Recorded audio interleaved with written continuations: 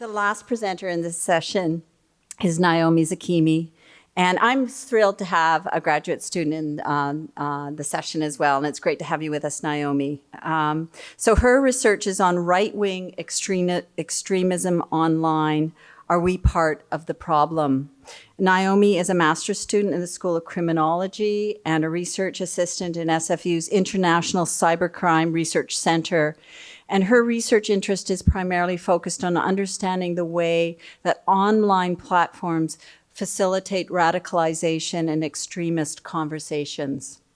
Naomi wants to create more effective and targeted approaches for preventing and countering radicalization in Canada. Please join me in welcoming Naomi. So a little bit of background on the research, kind of research I do. I do a lot of qualitative content analysis on different online forums, right-wing extremist forums. And I've done research on Stormfront, which is a well-known white supremacist forum. I've looked at the Canadian sub-forum of Stormfront, and I've compared it to Facebook to see whether, I wanted to see whether right-wing extremist narratives had spread to the mainstream. As well, I'm currently looking at Reddit data. I'm looking at Canadian subreddits, which are Canadian communities online that have been said to spread right-wing extremist content, but there's currently no research on it. So that's what I've been looking at.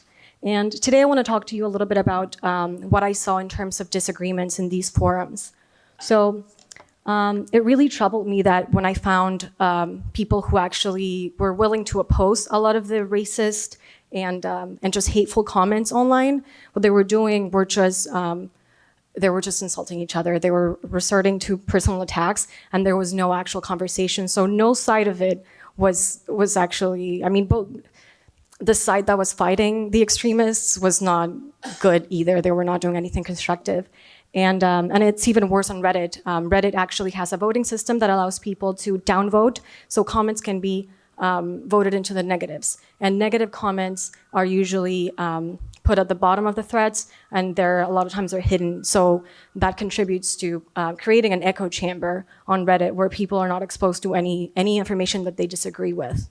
So why do I think this is important? And what I really want you to take away from this is that, first of all, I think we need to recognize that right-wing extremist ideology has indeed spread into the mainstream, and it's happening in Canada as well.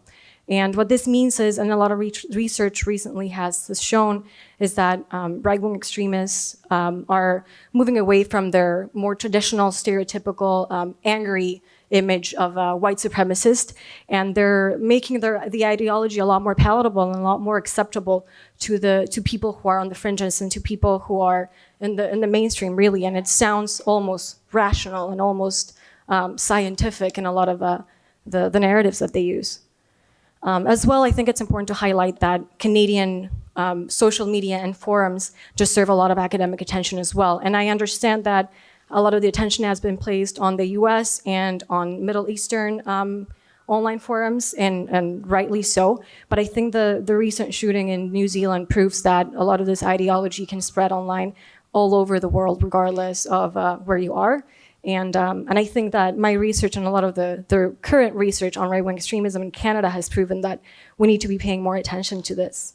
And last, I think dialogue is key, and I think that it's important that we understand each other. I know, and a lot of people ask me, like, why do you just sit down and read comments, hateful comments online all day? Like, what are you really getting from that? Why aren't you just coming up with an algorithm to just delete all these comments? And I think, and I've struggled with that too, but I think that the reason I'm doing this is I want to know where they're coming from. As much as I disagree with them, and as much as we all probably disagree with them, I don't think we can change anyone's minds unless we know what's in their minds first. So this is part of me getting at the root of the problem, and I encourage everyone to engage in respectful conversations and not just insult each other when we disagree, especially online when it's so easy because we don't see each other.